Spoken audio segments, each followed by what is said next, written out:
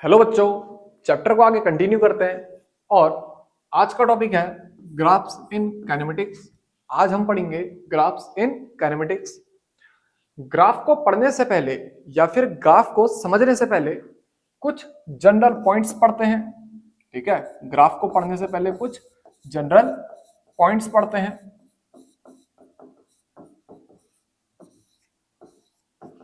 सबसे पहला पॉइंट, कोई भी ग्राफ दो वेरिएबल क्वांटिटी x और y के बीच में ड्रॉ किया जाएगा। यहां पे हम लिखते हैं mostly a graph is drawn between two variable quantity x and y is drawn between two variable quantity x and y।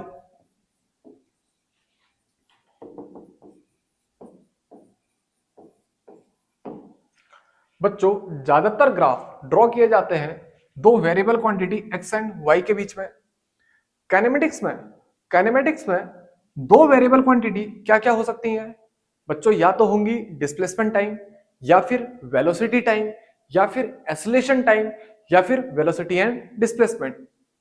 इसका मतलब ये है, काइनेमेटिक्स में जो ग्राफ आएंगे वो क्या होंगे? वो होंगे या तो डिस्प्लेसमेंट टाइम, या तो वेलोसिटी टाइम, या तो एक्सेलरेशन टाइम, या फिर वेलोसिटी एंड डिस्प्लेसमेंट। तो यहां पे मैं लिख रहा हूं, इन kinematics frequently asked graphs are displacement time, velocity time, acceleration time and velocity displacement। इतना समझ में आया? पहला पॉइंट, ज्यादातर ग्राफ दो वेरिएबल क्वांटिटी x और y के बीच में ड्रॉ किए जाएंगे। Mostly a graph is drawn between two variable quantity x and y। Kinematics में दो वेरिएबल क्वांटिटी क्या क्या हो सकते हैं? Displacement time, velocity time, acceleration time, या फिर वेलोसिटी एंड डिस्प्लेसमेंट। इसका मतलब काइनेमेटिक्स में जो ग्राफ पूछे जाएंगे वो या तो डिस्प्लेसमेंट टाइम होंगे, या तो वेलोसिटी टाइम, या तो एक्सेलरेशन टाइम, या फिर वेलोसिटी एंड डिस्प्लेसमेंट। इसके बाद बी पॉइंट, बच्चों, equation between x and y will decide the shape of graph। Equation between x and y will decide the shape of graph। यहां पे मैं लिखता हूं, equation between x and y will decide shape of graph। वो decide करेगी shape of graph क्या होगा। समझ में आया?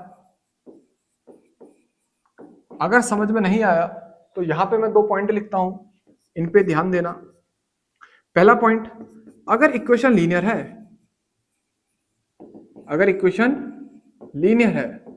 तो ग्राफ पक्का एक स्ट्रेट लाइन होगा। तो मैं लिखता हूं, if equation is linear then graph is straight line. तो ग्राफ पक्का एक स्ट्रेट लाइन होगा। ऐसे ही अगर इक्वेशन क्वाड्रेटिक है,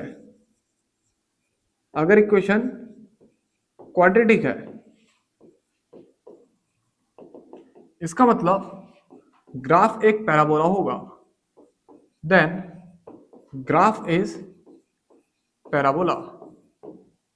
इतना समझ में आया? हमने क्या कहा? Equation between x and y will decide shape of graph. अगर इक्वेशन लीनियर है, x और y के बीच में इक्वेशन लीनियर है, तो ग्राफ होगा एक स्ट्रेट लाइन। अगर इक्वेशन क्वाड्रेटिक है तो ग्राफ एक पैराबोला होगा। इतना समझ में आया? अब ऐसे ही जनरल पॉइंट सी। बच्चों, तीसरा जो जनरल पॉइंट है उसके अकॉर्डिंग हम लिखते हैं, अगर z equal to dy by dx है, इसका मतलब slope of yx graph gives z। बच्चों, इस ग्राफ का जो स्लोप होगा वो हमको क्या देगा? z। मैंने लिखा, if z equal to dy by dx then slope of yx graph gives z। अब बच्चों, इसके कुछ एग्जांपल लेते हैं।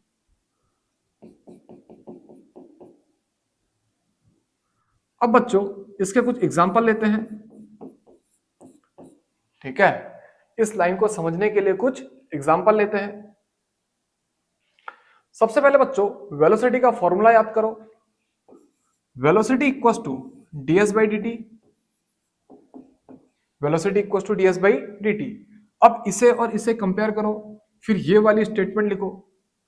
देखो बच्चों v equals to ds by dt है, इसका मतलब स्लोप ऑफ st ग्राफ यानी कि डिस्प्लेसमेंट टाइम ग्राफ हमें क्या देगा, वेलोसिटी। इतना समझ में आया? हमने क्या लिखा, v equals to ds by dt, therefore slope of st graph gives velocity. ऐसे ही बच्चों एक्सीलरेशन का फॉर्मूला, एक्सीलरेशन का फॉर्मूला क्या होगा, dv बाई dt। तो इसका मतलब बच्चों slope of velocity and time graph gives acceleration. इतना समझ में आया? Slope of velocity time graph gives acceleration.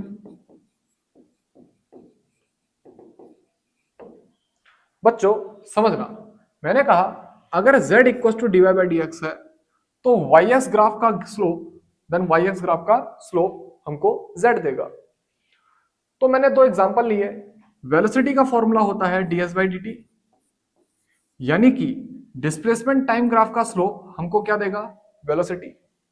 Acceleration का फॉर्मूला होता है dv बाई dt, यानी कि वेलोसिटी टाइम ग्राफ का स्लोप हमें क्या देगा, एक्सीलरेशन। इतना समझ में आया? तीसरा पॉइंट बच्चों जल्दी से नोट कर लो। ऐसे बच्चों चौथा पॉइंट यानी कि पॉइंट डी। डी पॉइंट में कहा गया है अगर dz equals to y dx है या फिर integration of dz equals to integration of y dx है।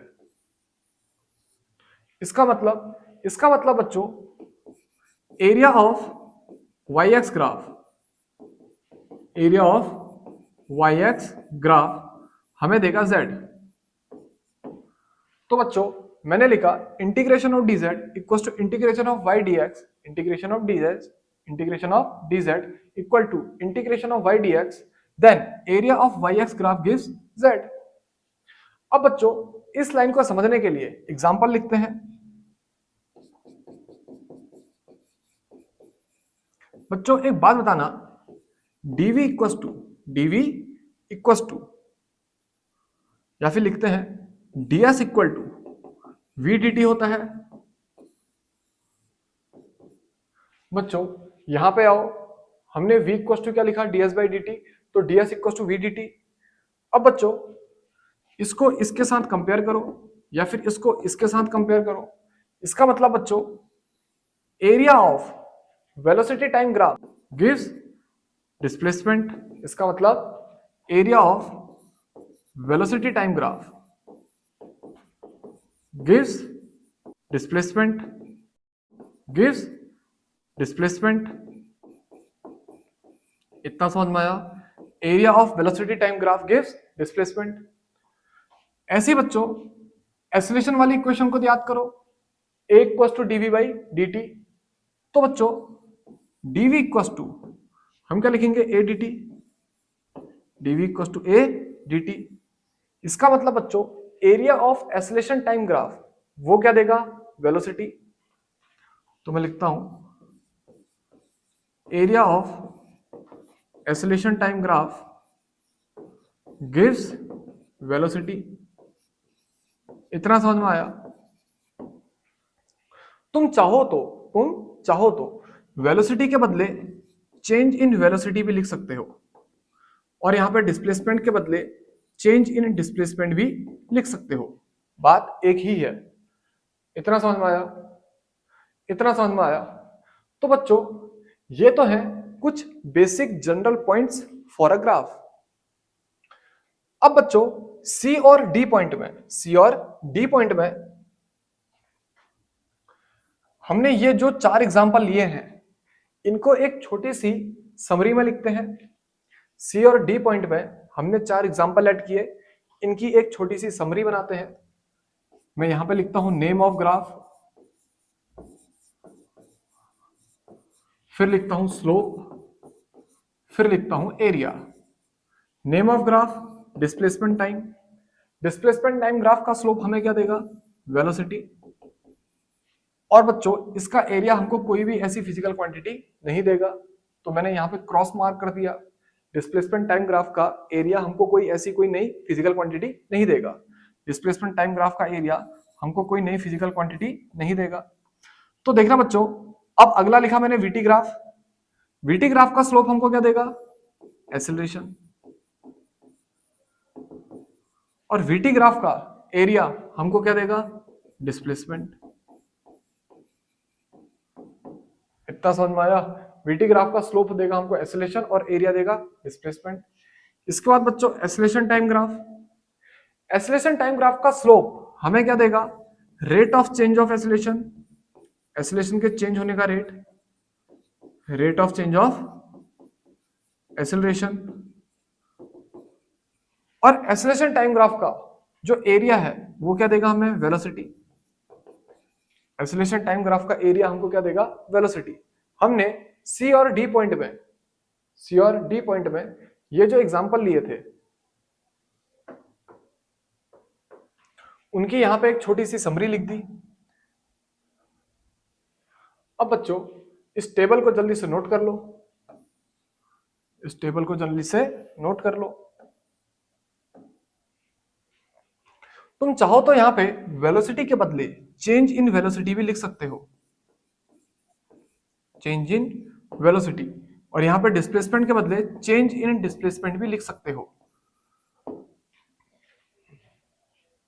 अब बच्चों ऐसे ही आते हैं अगले टॉपिक पे और अब पढ़ते हैं यूनिफॉर्म मोशन। ठीक है, अब पढ़ेंगे हम यूनिफॉर्म मोशन और यूनिफॉर्म मोशन के ग्राफ ड्रॉ करेंगे, यूनिफॉर्म मोशन के ग्राफ को ड्रॉ करेंगे। तो सबसे पहले बच्चों यूनिफॉर्म मोशन के लिए वेलोसिटी टाइम ग्राफ ड्रॉ करते हैं। और याद रखना यूनिफॉर्म मोशन के लिए वेलोसिटी क्या है, कांस्टेंट। यूनिफॉर्म मोशन के लिए वेलोसिटी क्या है, कांस्टेंट। तो बच्चों अगर वेलोसिटी कांस्टेंट है तो वीटी ग्राफ एक कांस्टेंट फंक्शन का ग्राफ होगा, यानी कि कुछ इस तरीके से। टाइम चेंज होते रहेगा लेकिन वेलोसिटी कांस्टेंट रहेगी, चेंज नहीं होगी। तो यूनिफॉर्म मोशन के लिए वेलोसिटी होती है कांस्टेंट, तो वेलोसिटी टाइम ग्राफ एक कांस्टेंट फंक्शन का ग्राफ होगा। इतना समझ में आया। ऐसे ही यूनिफॉर्म मोशन के लिए बच्चों ड्रॉ करते हैं एक्सेलरेशन टाइम ग्राफ। अब बच्चों एक्सेलरेशन की वैल्यू यूनिफॉर्म मोशन में कितनी होती है, 0। उसका रीजन वेलोसिटी क्या है, कांस्टेंट। अब बच्चों अगर एक्सेलरेशन 0 है, अगर एक्सेलरेशन 0 है इसका मतलब बच्चों टाइम चेंज होते रहे लेकिन एक्सेलरेशन हमेशा 0 ही रहेगा। टाइम चेंज होते रहे लेकिन एक्सेलरेशन हमेशा 0 ही रहेगा। तो acceleration time graph uniform motion के लिए ये रहा। इतना समझ में आया। अब बच्चों अब बात करेंगे यूनिफॉर्म मोशन के डिस्प्लेसमेंट टाइम ग्राफ की, यूनिफॉर्म मोशन के डिस्प्लेसमेंट टाइम ग्राफ की। एक बात बताना, जब मैं बात करूंगा डिस्प्लेसमेंट टाइम ग्राफ की तो सबसे पहले डिस्प्लेसमेंट और टाइम के बीच में इक्वेशन लिखूंगा। यूनिफॉर्म मोशन के लिए डिस्प्लेसमेंट और टाइम के लिए जो इक्वेशन आएगी वो आएगी velocity into time. Uniform motion के लिए डिस्प्लेसमेंट और टाइम के बीच में जो इक्वेशन है वो क्या है, displacement equals to velocity into time, यानी कि s equals to v into t. अब बच्चों ये जो इक्वेशन है ये लीनियर इक्वेशन है, ये जो इक्वेशन है वो क्या है, लीनियर इक्वेशन। तो बच्चों अगर इक्वेशन लीनियर है तो ग्राफ क्या होगा, एक स्ट्रेट लाइन। तो यहां पे बच्चों ये ग्राफ ड्रॉ करते हैं। एक्स एक्सिस को लेते हैं टाइम, वाई एक्सिस को लेते हैं डिस्प्लेसमेंट, और बच्चों ये ग्राफ क्या होगा, एक स्ट्रेट लाइन। इतना समझ में आया। Velocity time graph, acceleration time graph और डिस्प्लेसमेंट टाइम ग्राफ किसके लिए, यूनिफॉर्म मोशन के लिए। इतना समझ में आया। तो बच्चों जल्दी से इसे नोट करो।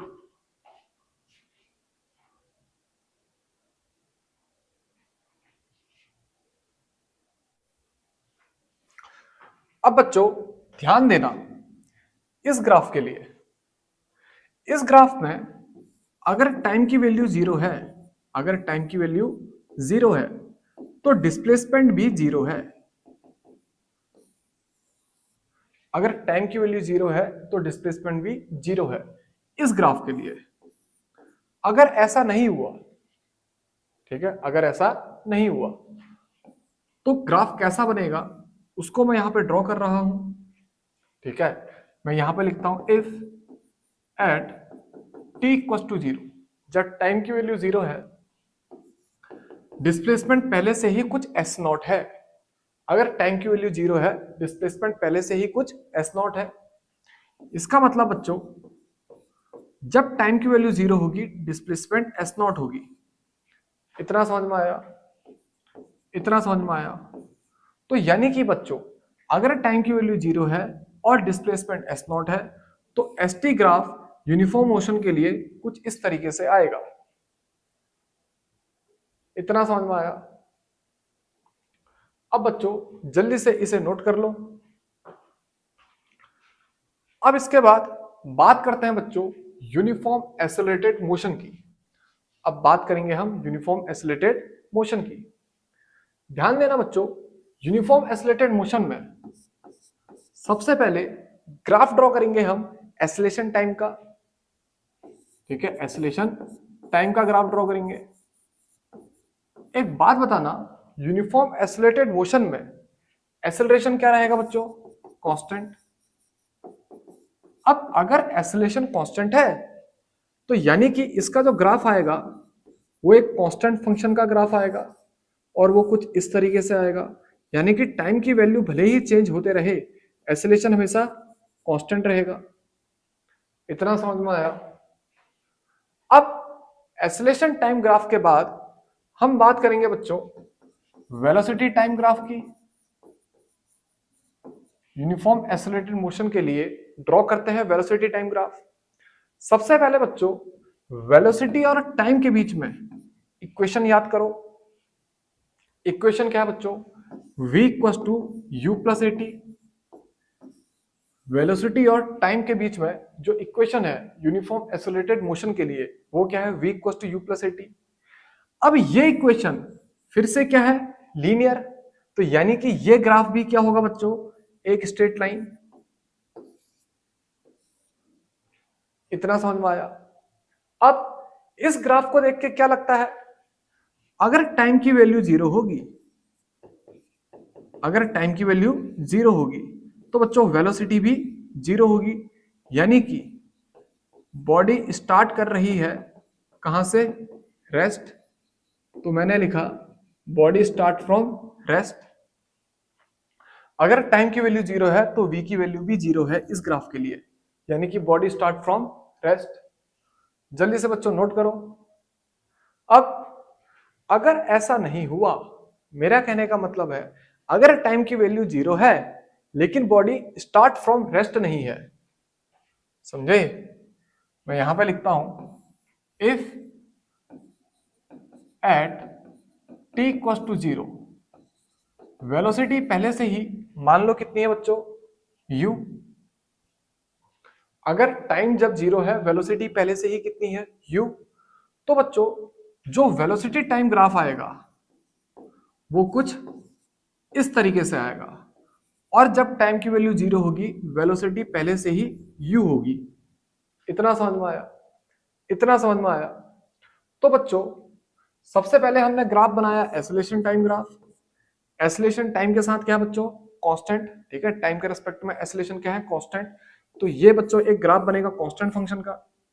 फिर बच्चों हमने बनाया वेलोसिटी टाइम ग्राफ। हमने सीधे सीधे इक्वेशन याद करी वेलोसिटी और टाइम के बीच में, v equal to u plus a t. ये इक्वेशन क्या है? लीनियर, यानी कि ग्राफ क्या बनेगा? Straight line. इसके दो केस बनाए। अगर टाइम की वैल्यू जीरो है और वेलोसिटी भी जीरो है तो बच्चों ग्राफ ओरिजिन से स्टार्ट होगा। अब अगर टाइम की वैल्यू जीरो है लेकिन वेलोसिटी पहले से u है तो ग्राफ ओरिजिन से स्टार्ट नहीं होगा, एक दूसरे पॉइंट से स्टार्ट होगा जहां पर को वेलोसिटी कहां पे होगी? u पे, ठीक है। जहां पे वेलोसिटी u होगी वहां से। इतना समझ में आया? बच्चों इन ग्राफ को ड्रॉ करो। इसके बाद अब बच्चों यूनिफॉर्म एक्सेलरेटेड मोशन के लिए हम ग्राफ ड्रॉ करेंगे डिस्प्लेसमेंट टाइम के लिए। ठीक है, यूनिफॉर्म एक्सेलरेटेड मोशन के लिए हम ग्राफ ड्रॉ करेंगे डिस्प्लेसमेंट टाइम के लिए, या फिर एसटी ग्राफ। इतना समझ में आया? अब बच्चों सबसे पहले डिस्प्लेसमेंट और टाइम के बीच में इक्वेशन याद करो।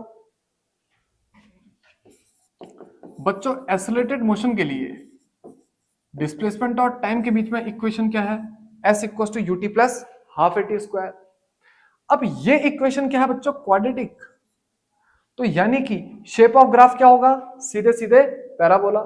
शेप ऑफ ग्राफ सीधे सीधे क्या होगा? पैराबोला। हमने क्या पढ़ा था बच्चों? जनरल पॉइंट में जो बी पॉइंट है उसमें लिखा है ना, अगर इक्वेशन एक्स और वाई के बीच में क्या होगी? क्वाड्रेटिक, तो बच्चों शेप ऑफ ग्राफ क्या बन जाएगा? पैराबोला। यहां इक्वेशन एस और टी के बीच में क्या है बच्चों? सीधे सीधे क्वाड्रेटिक, तो शेप ऑफ ग्राफ क्या बन जाएगा? पैराबोला। तो यानी कि बच्चों एक्स एक्सिस को टाइम लो, वाई एक्सिस को डिस्प्लेसमेंट लो, और बच्चों शेप ऑफ ग्राफ पैराबोला यानी कि कुछ इस तरीके से बना दो। इतना समझ में आया? अब इस ग्राफ को देख के क्या लगता है? अगर टाइम की वैल्यू 0 है तो डिस्प्लेसमेंट भी 0 होगा। ठीक है, अगर टाइम की वैल्यू 0 है तो डिस्प्लेसमेंट भी 0 होगा। अगर ऐसा नहीं हुआ, टाइम की वैल्यू 0 तो है लेकिन पहले से ही डिस्प्लेसमेंट कुछ है, तो बच्चों ग्राफ कैसा बनेगा? समझना, मैं लिखता हूं if at t equals to 0 displacement पहले से ही क्या है? S naught. तो बच्चों ग्राफ कुछ इस तरीके से बनेगा। ग्राफ ओरिजिन से स्टार्ट नहीं होगा, ग्राफ इस पॉइंट से स्टार्ट होगा जहां पे एस नॉट है। इतना समझ में आया? और क्या बनेगा? पैराबोला। इतना समझ में आया? जल्दी से बच्चों इसे नोट कर लो।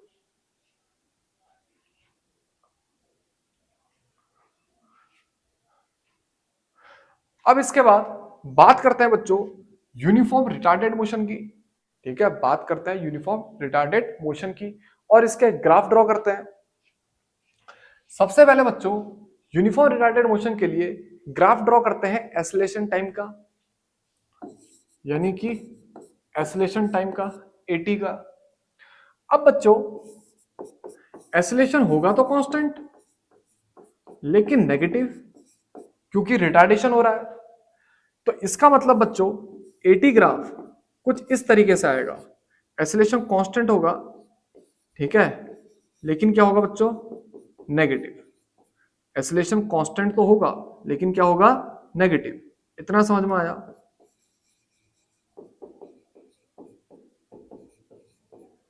इतना समझ में आया? एक्सेलरेशन कांस्टेंट तो होगा लेकिन क्या होगा? नेगेटिव। इसके बाद बच्चों यूनिफॉर्म रिटार्डेड मोशन के लिए बात करते हैं वेलोसिटी टाइम ग्राफ की।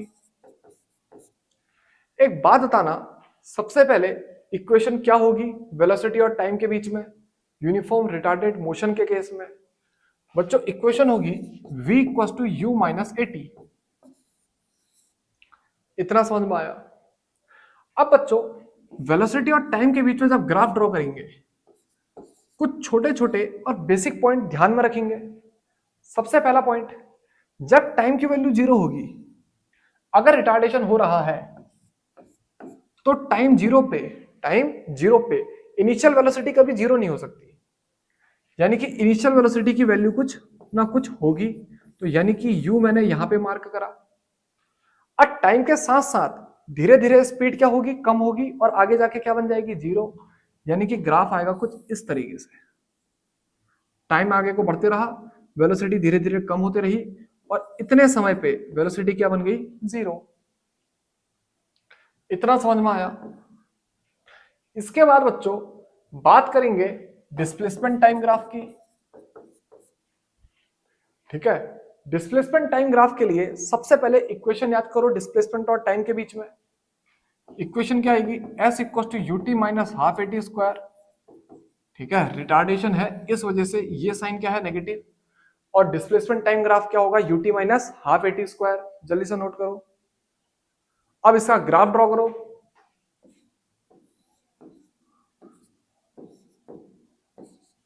बच्चों इसका जो ग्राफ होगा वो होगा तो पैराबोला, क्योंकि इक्वेशन क्या है, क्वाड्रेटिक, लेकिन उस पैराबोला का शेप कुछ इस तरीके से होगा। इतना समझ में आया? इतना समझ में आया? ये जो लास्ट वाला ग्राफ है ये थोड़ा समझने वाला है। देखना बच्चों, टाइम आगे को जाते रहेगा, डिस्प्लेसमेंट रिटार्डेशन में भी पॉजिटिव ही ले रहे हैं।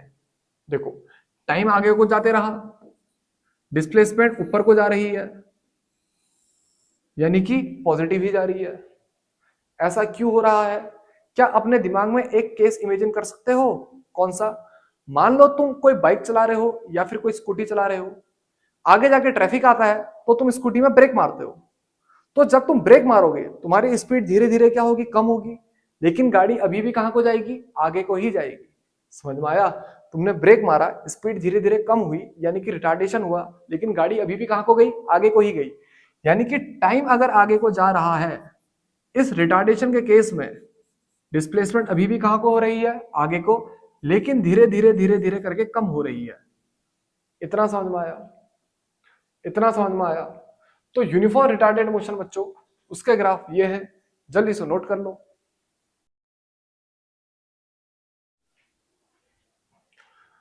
अब बच्चों पढ़ते हैं uniform retarded then accelerated motion in opposite direction. ठीक है, अब ग्राफ ड्रॉ करेंगे uniform retarded then accelerated motion in opposite direction के लिए।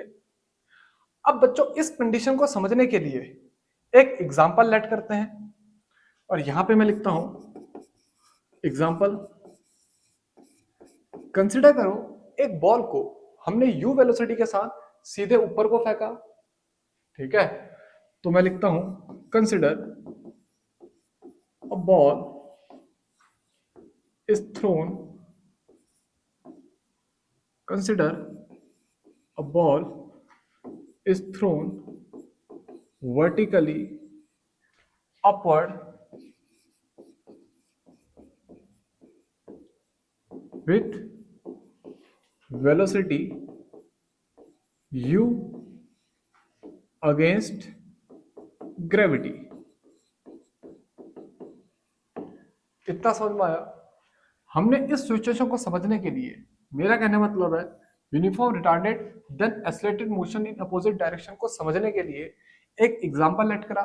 Consider a ball is thrown vertically upward with velocity u against gravity. अब बच्चों अगर मैं इस सरफेस से u वेलोसिटी के साथ एक बॉल को ऊपर को फेंकता हूं ग्रेविटी के अगेंस्ट, तो धीरे धीरे इस बॉल की जो वेलोसिटी होगी वो क्या हो जाएगी बच्चों, कम होते रहेगी, और क्या बन जाएगी, जीरो। इतना समझ में आया? यहां पे जाके इसकी वेलोसिटी क्या हो जाएगी, जीरो। मैंने एक बॉल को अर्थ के सरफेस पे u वेलोसिटी के साथ फेंका अगेंस्ट ग्रेविटी, धीरे धीरे उसकी वेलोसिटी क्या हो जाएगी, कम, और कितनी बन जाएगी, जीरो। इतना समझ में आया? तो बच्चों यहां पर को अपवर्ड जर्नी में क्या हो रहा है, रिटार्डेशन। अपवर्ड जर्नी में क्या हो रहा है, रिटार्डेशन। फिर बच्चों बॉल ने नीचे को गिरना शुरू करा, तो बॉल जब नीचे को गिरेगी फिर अपनी स्पीड धीरे धीरे क्या करेगी, गेन करेगी, और यानी कि मोशन उसके बाद बनेगा एक्सेलरेटेड इन अपोजिट डायरेक्शन। यानी कि डाउनवर्ड जर्नी में ये कौन सा मोशन हो जाएगा, एक्सेलरेटेड मोशन हो जाएगा। तो बच्चों ये जो कंडीशन है इस एग्जांपल से अपने दिमाग में इमेजिन कर पाए, ये जो कंडीशन है इस एग्जांपल से अपने दिमाग में इमेजिन कर पाए। ठीक है, तो बच्चों सबसे पहले ड्रॉ करते हैं एक्सेलरेशन टाइम ग्राफ। इसके लिए ड्रॉ करते हैं एक्सेलरेशन टाइम ग्राफ। अब बच्चों जब बॉल ऊपर को गई तब भी एक्सेलरेशन कहां को है, नीचे को, और जब बॉल नीचे को आया तब भी एक्सेलरेशन कहां को है, नीचे को। यानी कि पूरी जर्नी में एक्सेलरेशन कितना है, -9.8 मीटर पर सेकंड स्क्वायर, और है कांस्टेंट। पूरी जर्नी में एक्सेलरेशन कितना है, -9.8 मीटर पर सेकंड स्क्वायर, और क्या है, कांस्टेंट। इतना समझ में आया? तो एटी ग्राफ क्या बनेगा बच्चों, एक कांस्टेंट फंक्शन का ग्राफ बनेगा, लेकिन नेगेटिव कांस्टेंट का। चाहे बॉल ऊपर जाए चाहे बॉल नीचे आए, एक्सेलरेशन हमेशा -9.8 मीटर पर सेकंड स्क्वायर। इतना समझ में आया। इसके बाद बच्चों हम ड्रॉ करेंगे वेलोसिटी टाइम ग्राफ। अब बच्चों एक बात बताना, वेलोसिटी टाइम ग्राफ को जब हम ड्रॉ करेंगे तो सबसे पहले वेलोसिटी और टाइम के बीच में रिलेशन, उसको ध्यान रखा जाएगा। और रिलेशन क्या है, v equals to u plus a t. इतना समझ में आया। इक्वेशन तो क्या है बच्चों, लीनियर, तो यानी कि ये ग्राफ पक्का क्या बनेगा, एक स्ट्रेट लाइन। अब किस तरीके से बनेगा समझना। जब टाइम की वैल्यू जीरो है, जब टाइम की वैल्यू जीरो है, तो मैंने क्या करा है, सरफेस से बॉल को ऊपर को फेंका है u वेलोसिटी के साथ। यानी कि जब टाइम की वैल्यू जीरो है, इनिशियल वेलोसिटी u होगी और होगी पॉजिटिव। इतना समझ में आया। अब ये बॉल धीरे धीरे ऊपर जाते जाते अपनी वेलोसिटी कितनी कर लेगी, जीरो। ठीक है। और ऊपर वाले डायरेक्शन में क्या हो रहा है, रिटार्डेशन। यानी कि बच्चों रिटार्डेशन होते रहेगा और एक ऐसा समय आएगा जब वेलोसिटी कितनी बन जाएगी, जीरो। फिर बच्चों बॉल आएगी डाउनवर्ड जर्नी में और धीरे धीरे स्पीड को क्या करेगी, गेन करेगी, लेकिन अपोजिट डायरेक्शन में। यानी कि बच्चों ये लाइन सीधे ऐसे जाते रहेगी और यहां पर को आगे रुक जाएगी और यहां पर को बॉल की जो वेलोसिटी होगी वो कितनी होगी, माइनस यू। क्योंकि जिस वेलोसिटी के साथ हमने बॉल को ऊपर को फेंका था उसी वेलोसिटी के साथ बॉल नीचे भी गिरेगी। इतना समझ में आया। यू वेलोसिटी के साथ या फिर प्लस यू वेलोसिटी के साथ बॉल को ऊपर को फेंका, फिर टॉप पे जाके वेलोसिटी कितनी हो गई, जीरो। फिर नीचे नीचे को बॉल आई और अपनी स्पीड नेगेटिव में गेन करते रही, फिर बॉल नीचे को आती रही और अपनी स्पीड गेन करते रही। ठीक है। और डायरेक्शन क्या ले ली, नेगेटिव। वेलोसिटी की जो डायरेक्शन क्या आई, नेगेटिव। इस वजह से नेगेटिव में धीरे धीरे क्या कर रही है, बढ़ रही है। और इस पॉइंट पे आने पे यानी कि जब दोबारा सरफेस से टकराएगी उसकी वेलोसिटी कितनी होगी, माइनस यू। इतना समझ में आया। अब बच्चों ये जो पॉइंट होगा ये होगा t/2, यानी कि टोटल जर्नी का हाफ। और ये जो पॉइंट होगा वो कितना होगा, t। इतना समझ में आया। इतना समझ में आया। जल्दी से बच्चों नोट कर लो। ध्यान देना, ये जो t है ये वो टाइम होगा जिस टाइम में जर्नी कंप्लीट हुई है। ये t वो होगा जिस टाइम पे जर्नी कंप्लीट हुई है, यानी कि बॉल ऊपर गई है फिर वापस हमारे हाथ में आई है।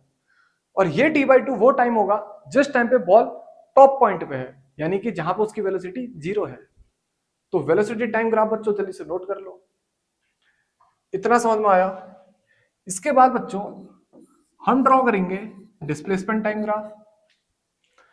अब बच्चों ध्यान देना, जब बॉल ऊपर को जा रही है, जब बॉल ऊपर को जा रही है तो क्या हो रहा है, रिटार्डेशन। फिर बॉल जब ऊपर से नीचे आ रही है तो क्या हो रहा है, एक्सेलरेशन। इतना समझ में आया। तो बच्चों जो डिस्प्लेसमेंट टाइम ग्राफ है वो कुछ इस तरीके से होगा।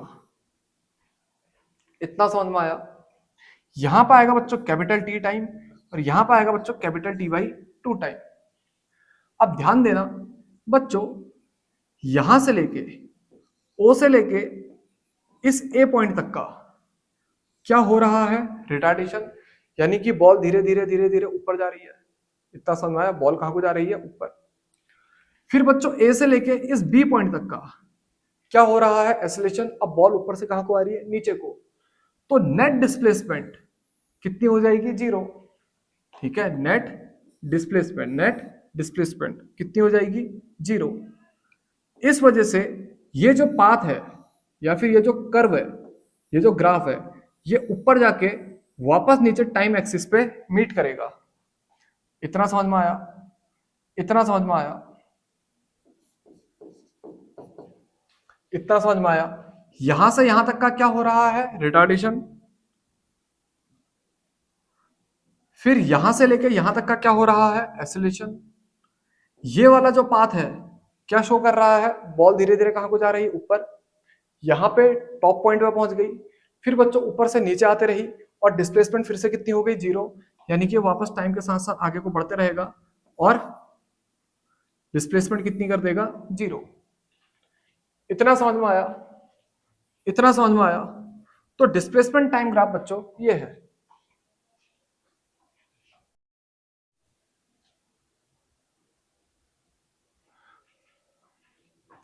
अब बच्चों हमने अभी जो भी पढ़ा इससे रिलेटेड कुछ न्यूमेरिकल करते हैं, अभी हमने जो भी पढ़ा इससे रिलेटेड कुछ न्यूमेरिकल करते हैं। तो बच्चों पहला क्वेश्चन पढ़ो, acceleration time graph of a particle moving in a straight line is as shown in figure. बच्चों यहां पे हमको एक एक्सेलरेशन टाइम ग्राफ गिवन है, ठीक है, एक्सेलरेशन टाइम ग्राफ गिवन है। हमसे कहा गया है velocity of particle at time t equals to 0 is 2 metre per second, यानी कि जब टाइम की वैल्यू 0 है वेलोसिटी कितनी है 2 मीटर पर सेकेंड। फिर हमसे कहा गया है find the velocity at the end of 4 second. At the end of 4 second हमसे क्या कहा गया है, find the velocity. At the end of 4 second हमसे क्या कहा गया है, फाइंड द वेलोसिटी। तो बच्चों हमें पता है a equals to dv by dt, तो यानी कि dv equals to a dt, इसका मतलब area of acceleration time graph, area of acceleration time graph हमें क्या देगा, चेंज इन वेलोसिटी। हमने क्या लिखा, area of a t graph gives change in velocity. इतना समझ में आया। तो बच्चों इस ग्राफ का एरिया निकालते हैं, ठीक है, और मैं लिखता हूं area of acceleration time graph. समझना बच्चों, ये है ओरिजिन यानी कि O, ये पॉइंट है 4 और ये पॉइंट है 2 और ये पॉइंट है 4। इतना समझ में आया। तो बच्चों ये जो ग्राफ है ये सीधे सीधे एक ट्रायंगल है और इसका एरिया क्या होगा, हाफ बेस इनटू हाइट। इतना समझ में आया। और ये एरिया ऑफ एटी ग्राफ वो क्या है, चेंज इन वेलोसिटी के बराबर, यानी कि बच्चों v final minus v initial, change in velocity v final minus v initial. अब हाफ को तो ऐसे ही लिखो, ये जो बेस है ये कितना होगा बच्चों 4, और ये जो हाइट है ये कितनी होगी बच्चों 4, ठीक है, बेस भी 4 और हाइट भी 4। इतना समझ में आया। तो बच्चों v फाइनल हमको कैलकुलेट करने हैं तो इक्वल टू vf को ऐसे ही लिखते हैं। v इनिशियल कितना है बच्चों 2 मीटर पर सेकेंड, तो -2। इतना समझ में आया। v इनिशियल की वैल्यू क्या पुट कर दी 2, 4 4 था 16, 16 को 2 से डिवाइड करोगे कितना आएगा बच्चों 8, तो 8 इक्वल्स टू v फाइनल -2, यानी कि बच्चों v फाइनल इक्वल्स टू 8 + 2 यानी कि 10 मीटर पर सेकेंड हमारा आंसर आएगा। 10 मीटर पर सेकेंड हमारा आंसर आएगा। इतना समझ में आया। जल्दी से क्वेश्चन को नोट कर लो। अब बच्चों अगला क्वेश्चन करते हैं। अगले क्वेश्चन को पढ़ो। अब particle is projected upwards with a velocity 40 metre per second, यानी कि बच्चों एक पार्टिकल को ऊपर फेंका गया है किस स्पीड के साथ, 40 मीटर पर सेकेंड की स्पीड के साथ।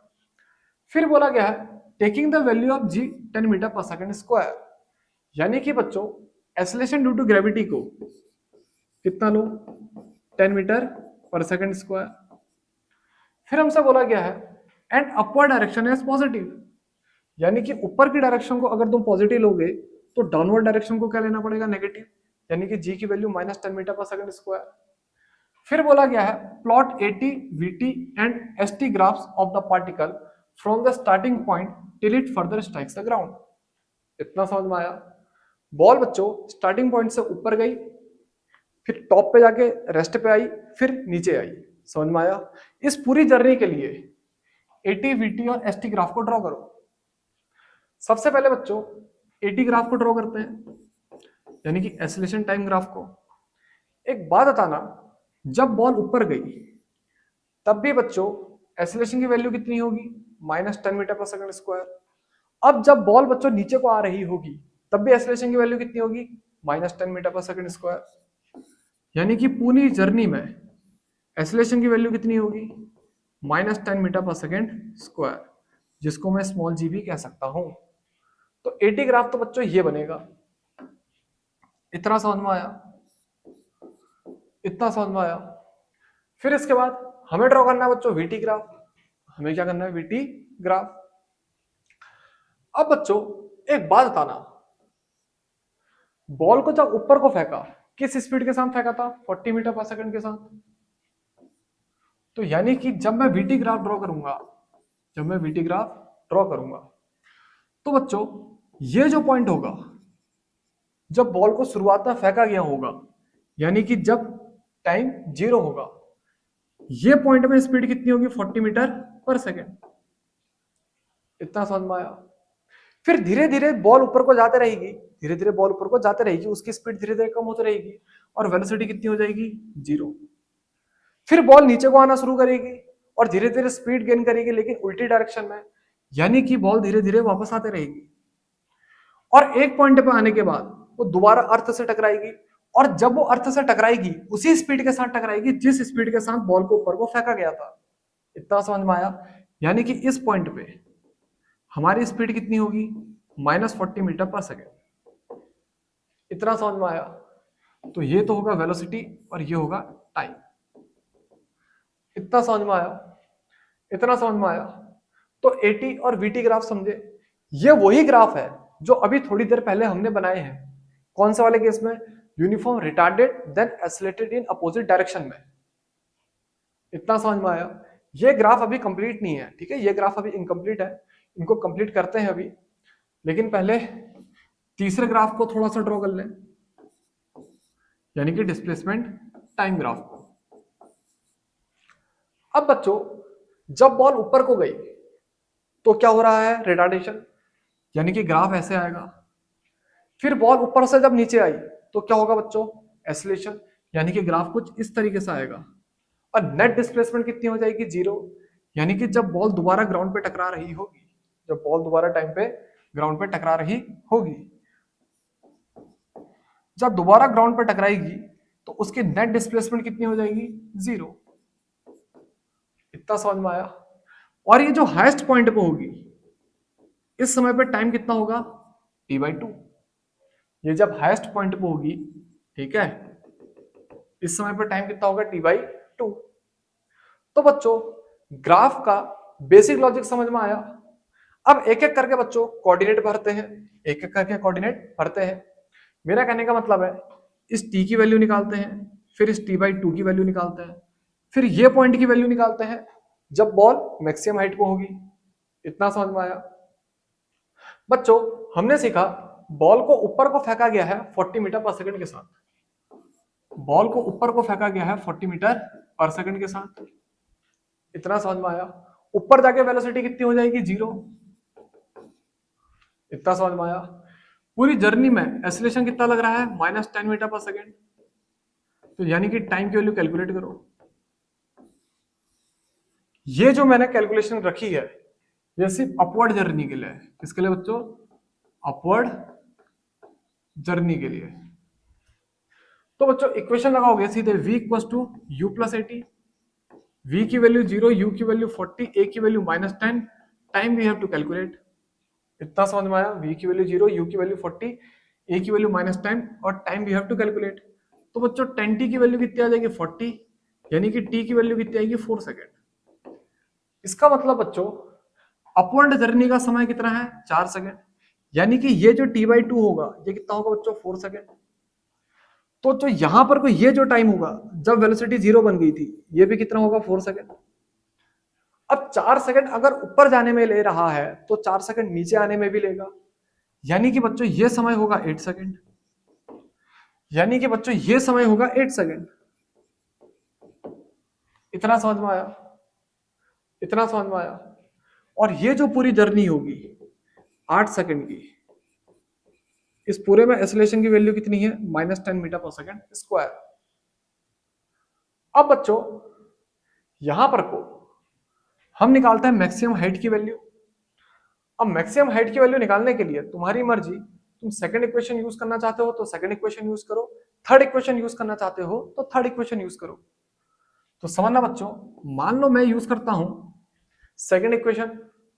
सेकंड इक्वेशन क्या है, s = ut + ½ at² और मैं लिखता हूं यहां पे अपवर्ड जर्नी।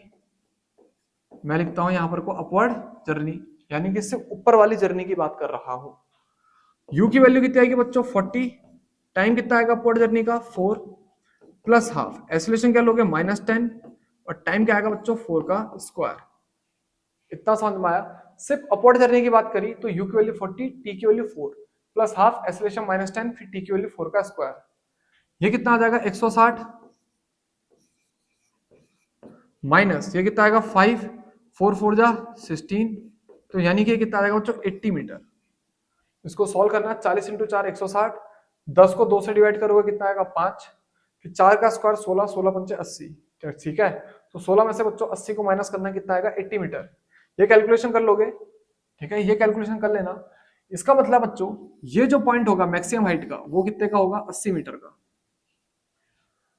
जल्दी से बच्चों नोट कर लो, जल्दी नोट करो।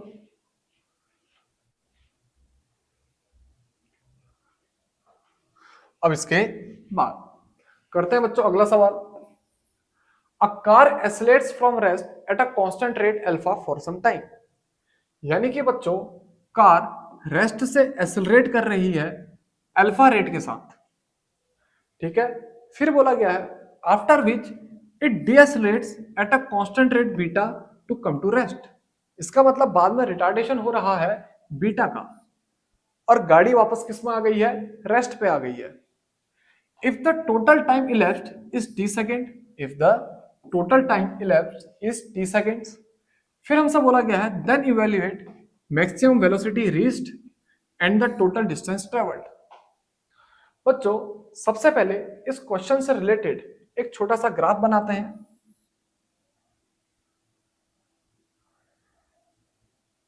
तो बच्चों ये मैंने एक वेलोसिटी टाइम ग्राफ बनाया, ठीक है।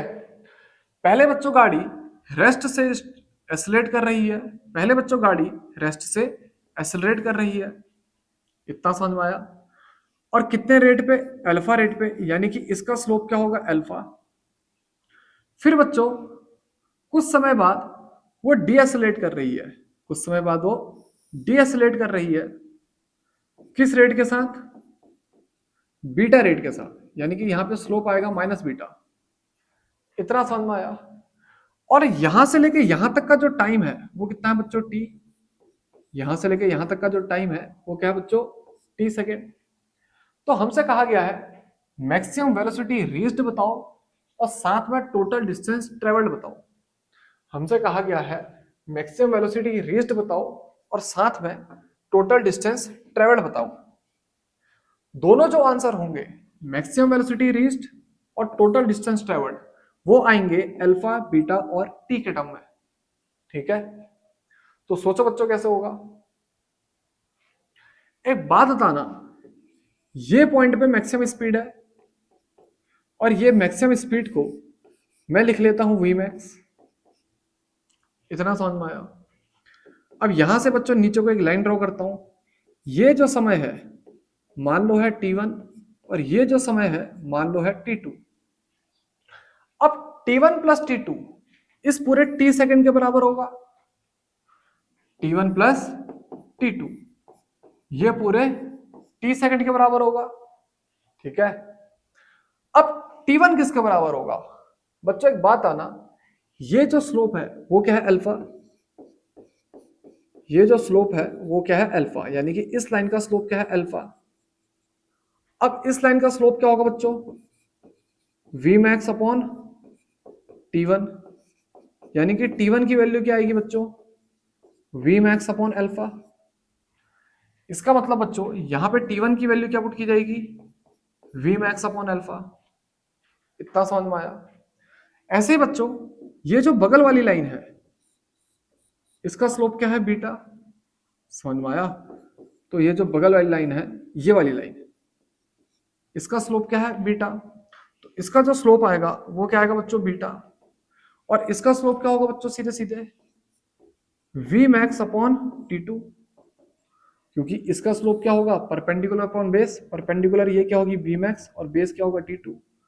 मैं सिर्फ और सिर्फ मैग्नीट्यूड काउंट कर रहा हूं, मैग्नीट्यूड के अलावा कुछ भी काउंट नहीं कर रहा हूं। अगर तुम यहाँ पर को माइनस बीटा लेना चाहते हो तो यहाँ पर को माइनस बीटा ले लो और यहाँ पे भी माइनस लगा दो। तो यानी कि बच्चों जो T2 आएगा वो कितना आएगा, minus v max upon minus beta. यानी कि बच्चों हमारा आंसर आएगा वी मैक्स अपॉन बीटा। इतना समझ में आया। स्लोप के फॉर्मूले से T1 निकला यानी कि v max upon alpha, slope के फॉर्मूले से T2 निकला यानी कि वी मैक्स अपॉन बीटा। अब बच्चों T1 प्लस T2 किसके बराबर है, T के बराबर। तो T1 की वैल्यू तो यहां पे क्या पुट कर दी तुमने, वी मैक्स अपॉन अल्फा। अब T2 की वैल्यू क्या पुट करोगे, वी मैक्स अपॉन बीटा। ये किसके बराबर आएगा, T के बराबर। अब बच्चों हमें कैलकुलेट क्या करना है, मैक्सिमम वेलोसिटी। तो वी मैक्स की वैल्यू निकाल दो। एक काम करना, वी मैक्स को कॉमन ले लेना और लिखना 1 upon alpha plus 1 upon beta equal to t. यानी कि v max alpha plus beta upon alpha beta equal to t. यहाँ पे एलसीएम ले लेना तो क्या आएगा, अल्फा बीटा, और न्यूमरेटर में क्या बन जाएगा, अल्फा प्लस बीटा। अब बच्चों यहाँ पे जो वी मैक्स आएगा वो आएगा t times of alpha beta upon alpha plus beta. V max क्या आएगा, t times of alpha beta upon alpha plus beta. तो बच्चों मैक्सिमम वेलोसिटी का फॉर्मूला आ गया, जल्दी से नोट कर लो। इसके बाद बच्चों हमसे कहा गया है टोटल डिस्टेंस ट्रेवल्ड। एक बात बताना, ds इक्वल टू क्या होता है, v dt। ds equal to क्या होता है, v dt। ये चीज पढ़ी होगी तुमने, आज ग्राफ के स्टार्टिंग में भी लिखाया था। तो यानी कि बच्चों area of velocity time graph gives displacement. Velocity time graph का एरिया हमको क्या देगा, डिस्प्लेसमेंट। अब बच्चों अगर मोशन स्ट्रेट लाइन में है, अगर मोशन स्ट्रेट लाइन में है तो डिस्प्लेसमेंट ही किसके बराबर है, डिस्टेंस के बराबर। यानी कि यहाँ पे इस ग्राफ का एरिया हमें क्या देगा, डिस्टेंस। इस ग्राफ का एरिया हमें क्या देगा, डिस्टेंस।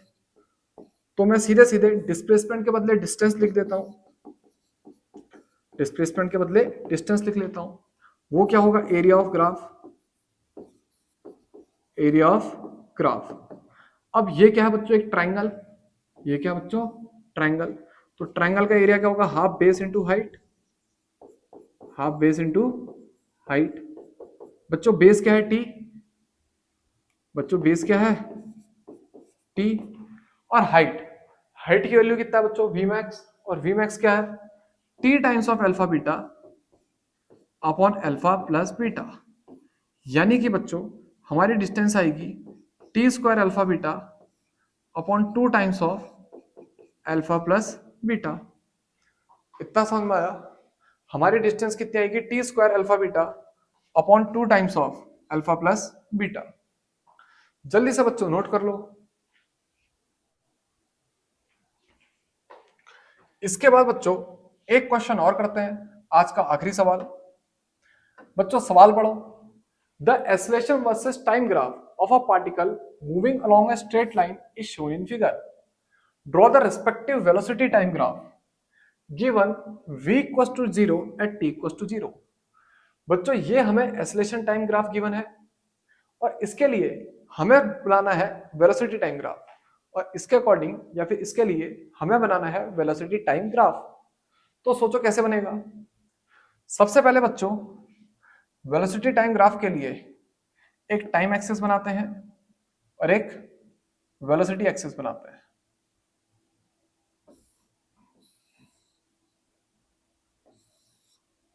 इतना समझ में आया।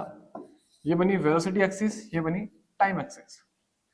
अब बच्चों 0 से लेके 2 सेकंड तक का एक्सेलरेशन कितना है, 2। इतना समझ में आया। बच्चों 0 से लेके 2 सेकंड तक का, 0 से लेके 2 सेकंड तक का एक्सेलरेशन कितना है, 2।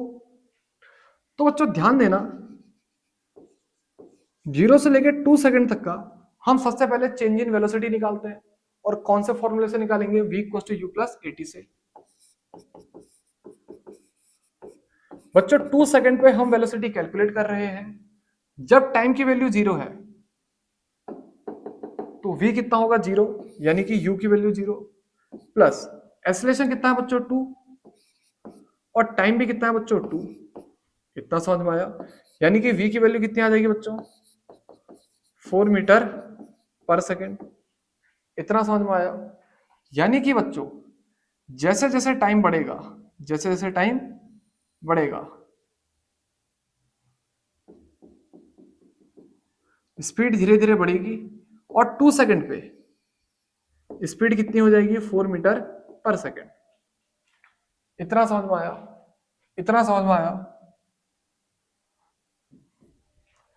अब बच्चों 2 सेकंड से 4 सेकंड तक एक्सेलरेशन क्या है 0।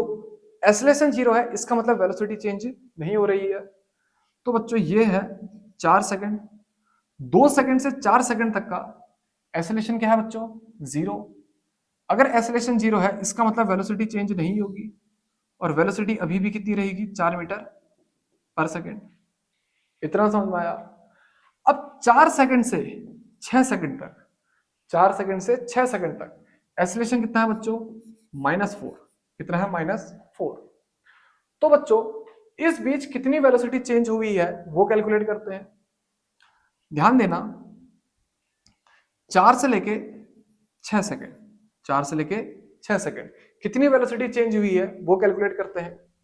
तो बच्चों जब टाइम की वैल्यू 4 है, वेलोसिटी कितनी है 4 मीटर पर सेकंड। इतना समझ में आया? जब टाइम की वैल्यू 6 है, velocity we have to calculate, और एक्सेलरेशन पूरी प्रोसेस में कितना है -4 मीटर पर सेकंड स्क्वायर। यहां पे इक्वेशन लगाते हैं बच्चों v equals to u plus a t. 6 second में वेलोसिटी निकालनी है, यानी कि v कैलकुलेट करेंगे। 4 सेकंड में वेलोसिटी कितनी थी 4, यानी कि u की वैल्यू क्या पुट करेंगे 4। इतना समझ में आया? 4 सेकंड पे, चौथे सेकंड में वेलोसिटी कितनी थी 4, तो यहाँ पे u की वैल्यू क्या पुट कर दी 4। एक्सेलरेशन पूरी प्रोसेस में कितना है -4, यानी कि टाइम। अब पुट करेंगे टाइम।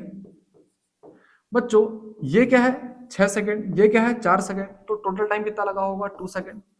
यानी कि बच्चों v की वैल्यू आएगी -4 मीटर पर सेकंड। 4 - 8 यानी कि -4 मीटर पर सेकंड। इतना समझ में आया? यानी कि बच्चों छठे सेकंड पे जो वेलोसिटी होगी वो कितनी होगी -4 मीटर पर सेकंड। इतना समझ में आया? 66 सेकंड पे हमारी जो वेलोसिटी होगी वो कितनी होगी -4 मीटर पर सेकंड। यानी कि बच्चों यहां से वेलोसिटीज यहां जाएगी, या फिर हम एक काम करते हैं इन दो पॉइंट को ज्वाइन करते हैं।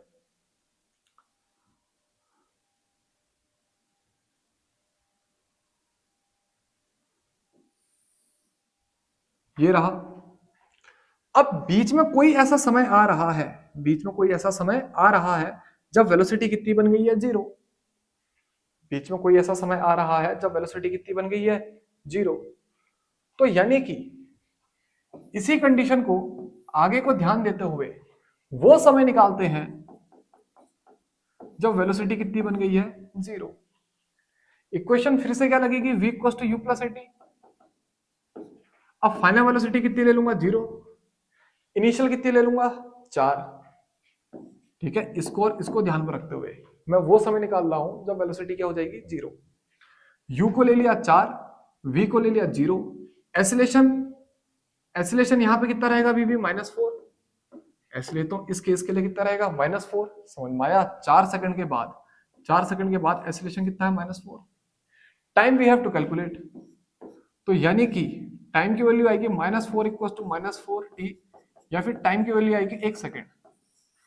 यानी कि 4 सेकंड के बाद 1 सेकंड और लगेगा जब वेलोसिटी कितनी हो जाएगी 0।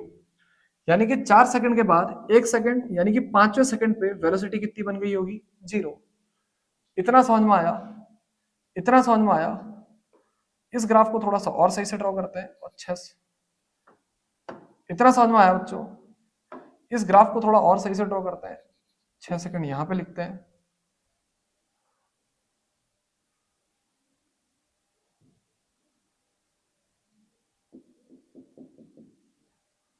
तो बच्चों ये जो एक्सेलरेशन टाइम ग्राफ था, इससे रिलेटेड हमने वेलोसिटी टाइम ग्राफ बना दिया। जल्दी से नोट कर लो तो बच्चों आज ग्राफ्स इन काइनेमेटिक्स में इतना ही पढ़ेंगे, ठीक है। ग्राफ्स इन काइनेमेटिक्स का लेक्चर आज पे complete.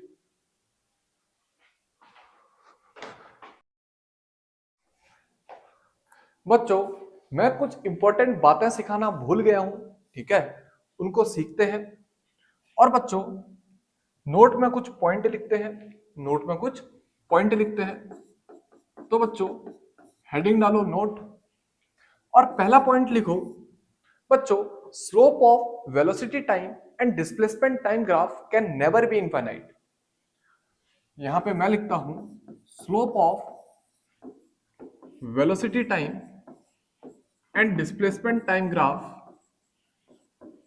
Can never be infinite. कभी इनफाइनाइट नहीं हो सकता।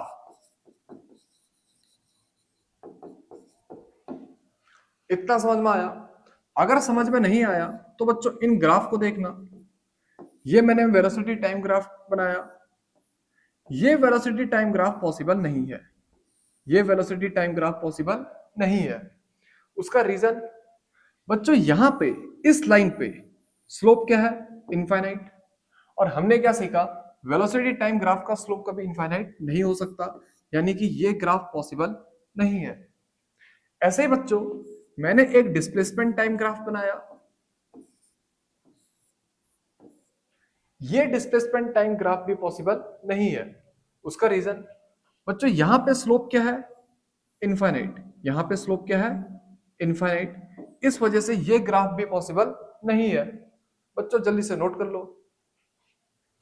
इतना समझ में आया? Slope of velocity time and displacement time graph can never be infinite. ऐसे बच्चों आते हैं बी पॉइंट पे। बी पॉइंट क्या है बच्चों? एक समय के लिए दो वैल्यू वेलोसिटी और डिस्प्लेसमेंट की पॉसिबल नहीं है। मैं लिखता हूं at one time two values of velocity and displacement are not possible. Two values of velocity and displacement are not possible.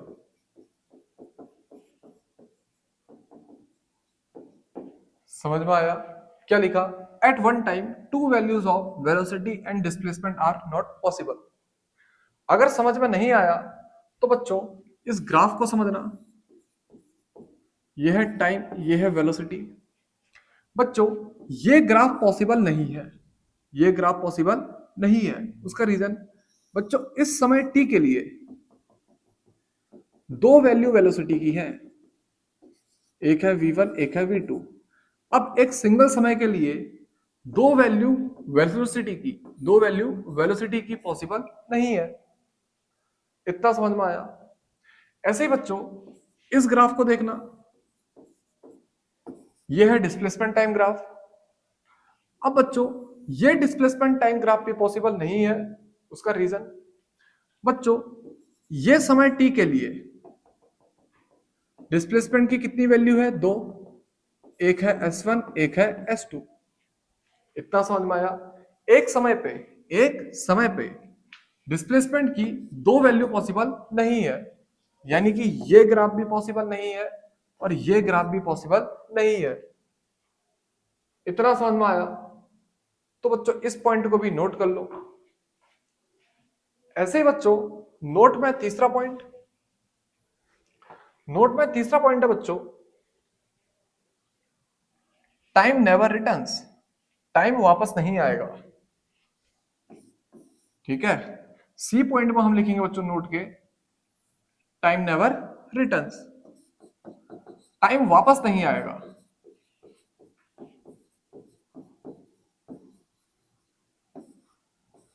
Time कभी वापस नहीं आएगा।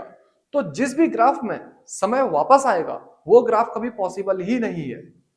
जैसे ये बच्चों मैंने डिस्प्लेसमेंट टाइम ग्राफ बनाया, बच्चों ये पॉसिबल ही नहीं है। इतना समझ में आया? क्योंकि समय यहां से घूम के वापस आ रहा है और समय कभी वापस नहीं आएगा। अब बच्चों यहां पे हमारा ग्राफ इन काइनेमेटिक्स का लेक्चर कंप्लीट।